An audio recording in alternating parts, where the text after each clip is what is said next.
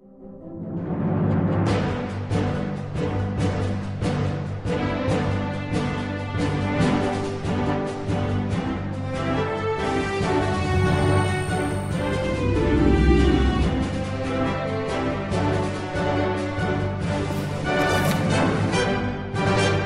brief reign of the Egyptian boy king Pharaoh Tutankhamun was anomalous in many ways, and yet it was also profoundly representative of the very nature of agrarian civilizations. So let's consider the reign of King Tut as we begin our investigation of the extraordinary civilization of the ancient Egyptians. Tutankhamun's father was the controversial pharaoh Akhenaten, whose radical religious views led to political chaos in the Egyptian state, as we will see. Upon his father's death, King Tut ascended to the throne at the tender age of 9 and then ruled for about 10 years between 1332 and 1323 BCE. In the third year of his reign, probably on the advice of his powerful advisor Ai, Tutankhamun reversed the religious policy of his father. He restored the ancient and powerful god Amun to the position of supremacy that he had held before Akhenaten's reign. To reinforce this return to pre-Akhenaten religious orthodoxy, Pharaoh Tutankhamun began the construction of new temples dedicated to Amun at Thebes and Karnak. In foreign policy, the boy king's administration was also remarkably active. It restored diplomatic relations with the Mitanni, a powerful imperial state then in control of much of modern Syria, and this freed up the resources needed to wage military campaigns far to the south against the Nubians. These initiatives suggest a very promising reign for Pharaoh Tutankhamun, but the young ruler was also dealing with serious health problems, most of which stemmed from the fact that he was a product of inbreeding between his father and his father's sister. Thanks to the forensic work done by modern scientists on Tut's remains, both genetic and medical evidence describe Tutankhamun as 5 foot 11 inches tall, as very skinny, with a cleft palate and scoliosis in his spine, and also with a partially clubbed foot so that he needed a cane to walk. This last condition is borne out by the fact that several walking sticks were discovered in his tomb, presumably to help this semi-disabled young ruler continue to walk in the afterlife. Such extraordinarily detailed information gleaned from the mummified remains of an Egyptian pharaoh who lived over 3,300 years ago is a fitting testament both to the quality of Egyptian Obamas and also to the sort of forensic skills that scientists are able to bring to bear on ancient victims in the 21st century. Forensic evidence suggests that the death of the young pharaoh at age 19 might have been caused by a fractured leg that became infected, but genetic evidence also hints that a severe bout of malaria probably played a role. With Pharaoh Tutankhamun's death in 1323 BCE, his royal lineage, that of the Thutmose family, came to an end. Tutankhamun had done his best to continue his family's line, but the discovery of 2 stillborn fetuses in his tomb demonstrates that those attempts were tragically in vain. The pharaoh was buried in the Valley of the Kings across the Nile River from the city of Luxor. He was placed in a tomb that was small for his status, perhaps because his death occurred unexpectedly before completion of a more suitable, grander tomb. Chemical analysis of the paint on the walls of the tomb indicates that it may have still been wet when the tomb was sealed, also suggesting a hasty conclusion to his otherwise elaborate burial. After Tut's death, his advisor Ai seized the throne to be succeeded in turn by the usurper Horemheb. Horemheb was succeeded by Ramesses I, who had served as Horemheb's co-regent and who established Egypt's 19th dynasty. He was to become one of the most powerful pharaohs of all. Such then are the few details we have of the reign of the boy king Tutankhamun, seemingly one of the least significant reigns of all the great pharaohs of ancient Egypt. Indeed, his successors tried to erase all knowledge of Tut's reign and that of his ancestral line from the historical record. Yet, what we've learned from Tut's tomb makes him an extraordinarily important pharaoh for us and suggests that he was by no means unimportant in Egypt's history. Tutankhamun's tomb was discovered in 1922 by a British team led by Howard Carter and George Herbert, the Earl of Carnarvon. The discovery of the almost intact tomb stacked full of treasures and of the pharaoh's mummified body and stunning golden death mask was sensational news worldwide and helped spark a revival of interest in Egyptian civilization. Howard Carter later wrote, "The pharaoh who in life was one of the least esteemed of Egypt's pharaohs has become in death the most renowned." But I'd like to suggest that Howard Carter was wrong in his assessment of Tutankhamun's power in his day. In a reign of a decade or less, Pharaoh Tutankhamun had the power and prestige to undo the religious policies of his father and to return the great god Amun to his place at the top of the Egyptian pantheon, thereby restoring order to the fragmented state. Meanwhile, Tut's foreign policy decisions ensured that Egypt remained a genuine Afro-Eurasian power throughout a reign that coincided with the very apogee of Egyptian military dominance over a huge swathe of North Africa and the Middle East.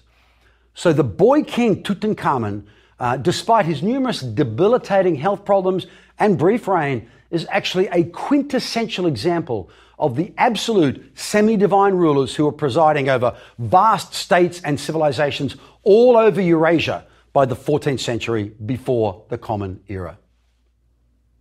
These rulers, of course, owed their power and prestige to the administrative templates established by their regional predecessors, by Sargon of Akkad, by Hammurabi of Ur, and by the many great pharaohs of Egypt that had preceded Tutankhamun. And in every single region of Eurasia where leaders like this were flourishing during the 14th century before the Common Era, so in Mesopotamia, Egypt, the Mediterranean, the Indus Valley, East Asia, these rulers and their elite class owed their wealth and success to farming. The reason why the Egyptian state was able to achieve such heights of military power and to create the sort of wealth so amply demonstrated by the lavish artifacts found in Tut's tomb is successful agriculture. And this in turn was dependent upon the exploitation of the particular environmental circumstances these states were located in. Put simply, if the environment had not favoured successful agriculture, and if local farmers had not been able to exploit these conditions, the great civilizations of the ancient world would never have appeared or been able to sustain themselves. Just think of the cost to the state of the embalming of the young pharaoh's body, of his mummification and his elaborate burial in a tomb equipped with lavish weapons, ornaments, and food. These customs and the religious beliefs that underpin them are striking evidence of the sheer prosperity of the great agrarian civilization of Egypt, a fact acknowledged by lavish depictions of bountiful harvests that decorate the walls of the pharaoh's tombs. It is the success of these harvests, then, that explain the massive accumulation of wealth that is so grandly revealed in Tut's tomb.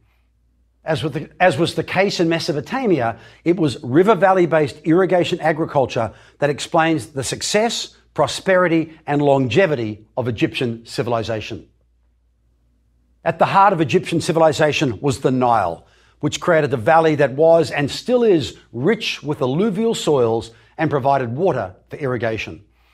The Egyptians called the Nile Valley Kemet, which means the Black Land, a reference to the annual floods that spread rich black soil along a 750-mile stretch of the valley between Egypt's border with Sudan and the Nile Delta. Millennia after the founding of the Egyptian state, the ancient Greek historian Herodotus had no doubts about the basis for Egyptian prosperity when he named Egypt the gift of the Nile. Fed by rain and snow in the high mountains of East Africa, the Nile is the world's longest river, flowing some 4,160 miles from Lake Victoria to its delta on the Mediterranean coast. It descends from the mountains in a series of cataracts or shallow rocky stretches that were next to impossible to navigate by boats. In the spring, melting snow and rain swell the river, which then surges north through the modern Sudan and Egypt.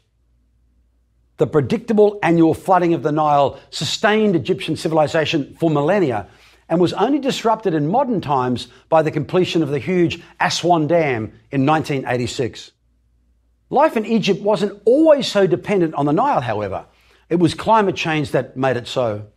When the last ice age waned around 10,000 years ago, much of North Africa that is now covered by the Sahara Desert was then a region of fertile grasslands, rivers, and lakes. Human foraging communities flourished in the region during the late Paleolithic era, and in a process that we have observed already, many of these affluent foragers settled down and eventually made the transition to agriculture. The gradual warming of the earth continued, however, until by 5000 BCE, increasing temperatures and aridity in the region had turned grasslands into deserts and forced farmers to gather around bodies of water, including the narrow valley of the Nile. These farmers, herders, and cultivators who had moved with their domesticated grains and animals into the valley from the Sudan quickly realized that the key to successful agriculture in the Nile Valley was to make use of rich flood soils by diverting waters from the river for irrigation farming. And so a network of channels and canals was constructed to get the river water out into the fields. It is the success of these early farmers and of the canals they dug that led to the emergence of an increasingly wealthy series of states that morphed eventually into the great civilization of ancient Egypt. So once again, the story of agrarian civilizations is also the story of careful manipulation of the environment and of intelligent human responses to climate change.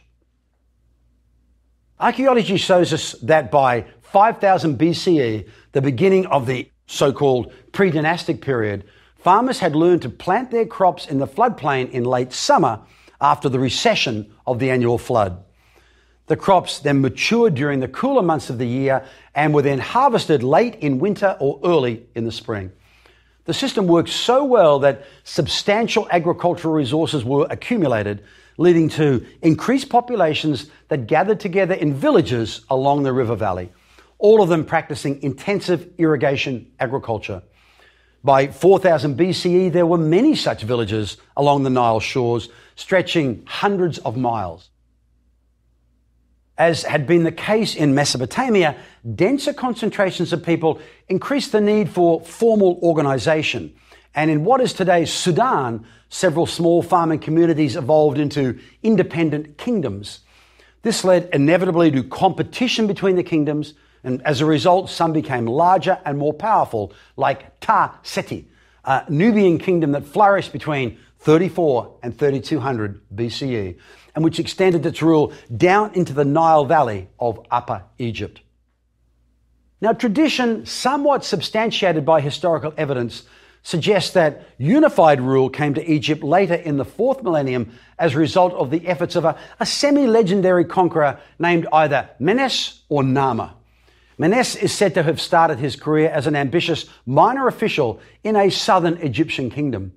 By roughly 3100 BCE, he had succeeded in uniting all of Upper Egypt, that is the upper or southern Nile Valley, after which he began to incorporate all the villages of Lower Egypt, that is the Delta region, into an expansive state.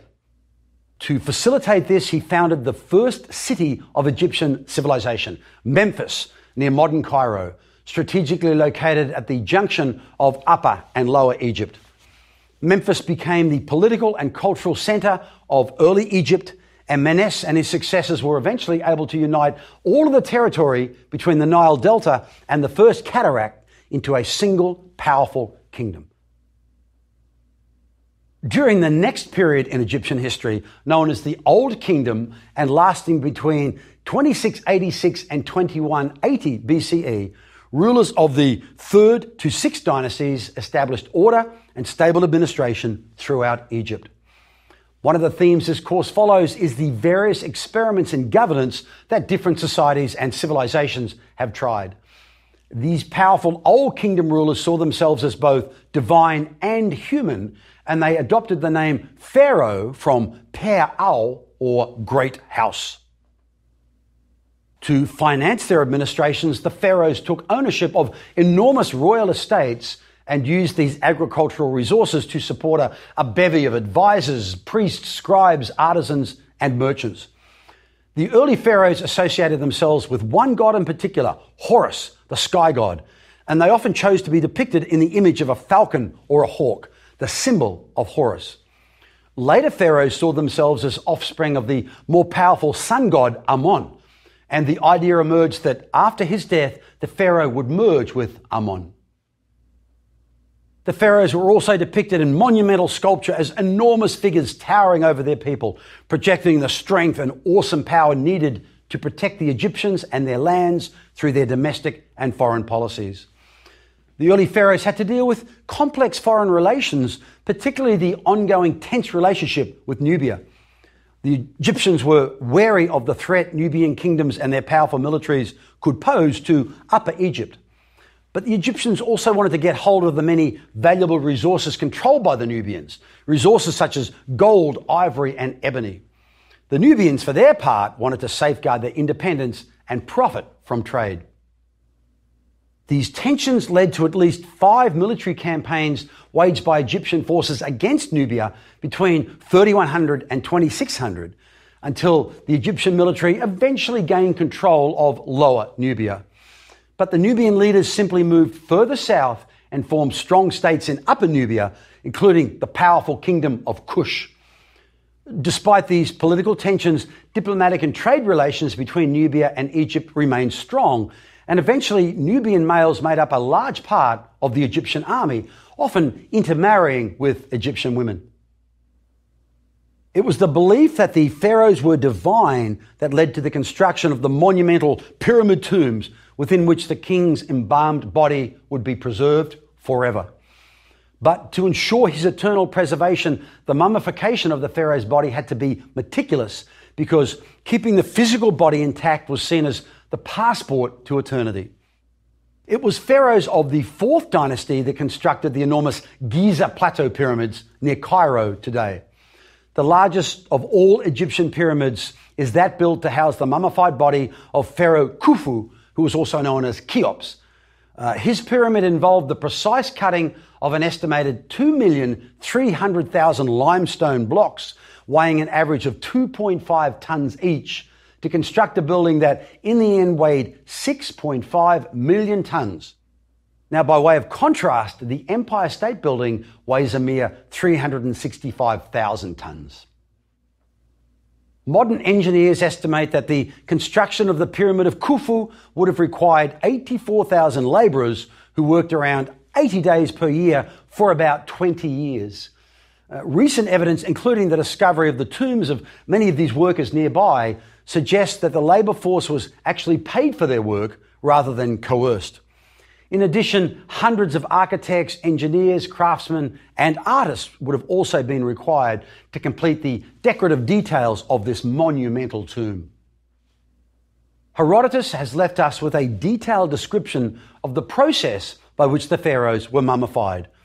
The embalmers first used a metal hook. They inserted it to remove the brains through the nostrils, after which the body's internal organs were taken out through an incision. The body was washed and filled with spices and herbs, then covered for 2 months in a type of soda ash related to salt called natron. Natron was harvested naturally in ancient Egypt from dried lake beds, and not only was it superbly effective as a drying agent, it also helped destroy any bacteria that might be trying to establish themselves in the body. When the natron had done its work and extracted all the moisture from the body, it was cleaned and wrapped in strips of fine linen covered with resin. Adorned with jewelry, the body was finally placed in a coffin bearing a painted or sculpted likeness of the pharaoh. Think again of the extraordinary death mask of Tutankhamun. Towards the end of the 6th dynasty, Old Kingdom prosperity came to an end, partly because the enormous cost of building the pyramid tombs exhausted the state treasury, and also because the power of the kings was increasingly challenged by regional rulers who eventually succeeded in fragmenting the state. The environment also played a role here, because a 50-year-long severe drought after 2200 BCE disrupted the Nile floods, leading to famine and social unrest. During the so-called First Intermediate Period that followed the collapse of the Old Kingdom, civil war raged in Egypt, and power was divided amongst regional rulers. Stability was restored by the rulers of the 11th and 12th dynasties around 2030 BCE, which marks the beginning of the Middle Kingdom. During the reign of the 12th dynasty warrior king Senusret III, the Egyptian military was once again very active in Nubia, where a series of forts were built to try and retain control. But the 12th dynasty came to an end with the death of Queen Sobek Neferu. She left no heirs and her reign was succeeded by the much weaker 13th dynasty. Late in the 13th dynasty, much of northern Egypt was conquered by a group of mysterious invaders known as the Hyksos, an Egyptian word that simply means rulers of foreign countries. This conquest marks the end of the Middle Kingdom and the beginning of the Second Intermediate Period. The identity of the Hyksos remains uncertain even today, but they appear to have been West Asian peoples that moved in from the east and had formed their own independent state in the Nile Delta by roughly 1720 BCE.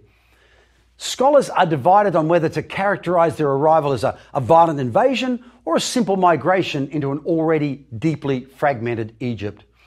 Certainly, the Hyksos had a number of military advantages over the Egyptians, including the chariot, bronze weapons, battle axes, and composite bows.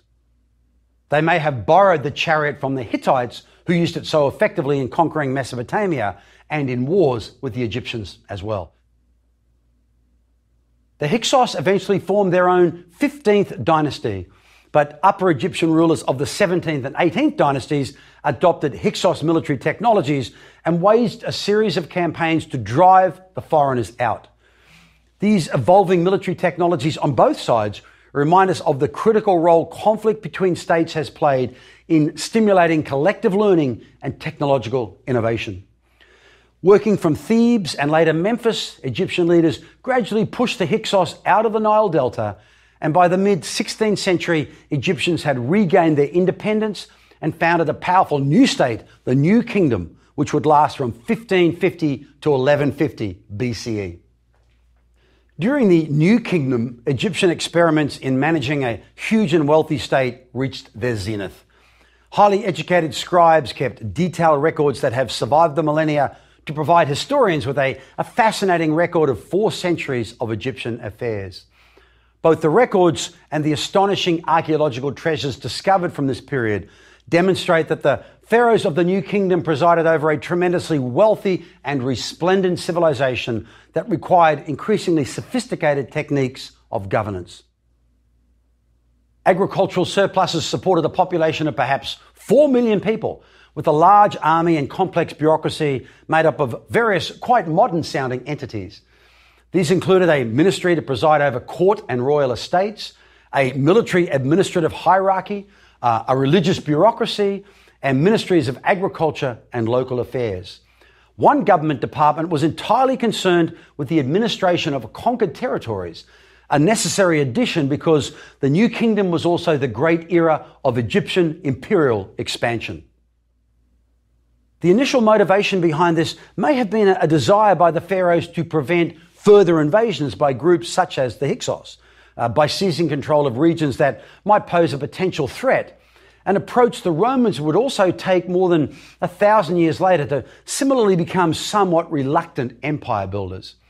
The best known imperialist was Pharaoh Thutmose III, who during a long reign of 56 years between 1481 and 1425 BCE personally led Egyptian armies on 17 separate campaigns to Syria and to the Euphrates, making Palestine the nucleus of an expansive Egyptian empire.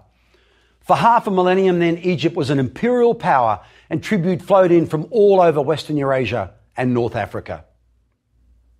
The empire reached the peak of its wealth and power during the 4 decades long reign of Pharaoh Amenhotep III between 1386 and 1349 BCE.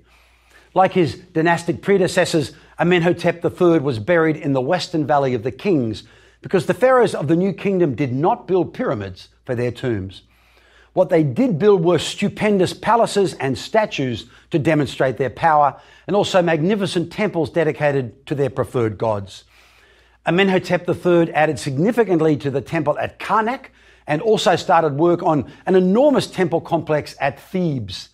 But this complex was built on a floodplain, and within 2 centuries, all that remained were the enormous colossi of Memnon, 2 50-feet high statues of the pharaoh himself.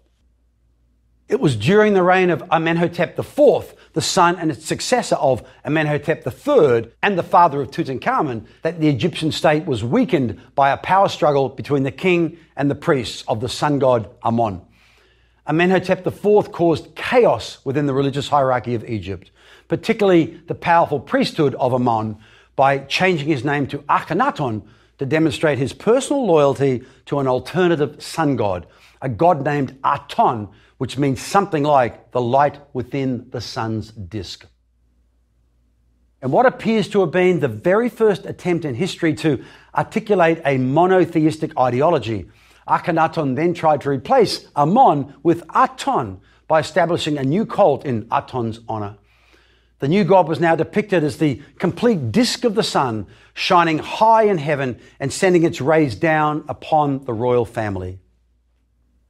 At some stage, probably in the 5th year of his reign, Akhenaton launched a program to try and erase all reference to Amon on temples and shrines, which led to the destruction of many temples, a move which surely evoked opposition from Amon's priests. Instead, Akhenaton built temples to Aton and promulgated paeans to the new deity. Archaeologists have discovered several texts praising Aton as the one true god. Now, the most famous of these texts is the one known as the Great Hymn to Aton. The first verse opens with these lines: "Splendid you rise in heaven's light land, O living Aton, creator of life. You are beauteous, great, radiant, high over every land. Your rays embrace the lands. Though you are far, your rays are on earth. Though one sees you, your strides are unseen." Akhenaton's conversion to the worship of Aton was followed by great religious conflict and civil unrest, and during that turbulent time, much of the Egyptian empire was lost. But as we have seen, Akhenaton's son Tutankhamun restored order to the state during his reign, and the priests of Amon took the opportunity to destroy the temples and public inscriptions dedicated to Aton. After King Tut's death, an ambitious army commander named Horemheb usurped the throne. Childless late in his reign, Horemheb appointed as crown prince an army friend, Ramesses, and Ramesses attempted to regain control of Syria and Palestine. His efforts led to conflict with the Hittites, who had invaded Mesopotamia and large regions of the eastern Mediterranean. The climax of these attempts to rebuild the Egyptian empire occurred during the reign of Ramesses II, also known as Ramesses the Great. He did succeed in regaining control of Palestine, but was unable to drive the Hittites from Syria. In the end, the two sides signed a very modern peace treaty instead, which required both sides to undertake equal commitments to each other. There would be no further acts of aggression by either party. Prisoners would be repatriated, and each would come to the other's aid if threatened, and the treaty was binding on the signatories' children and grandchildren. Ramesses II's long reign was Egypt's last era of national grandeur.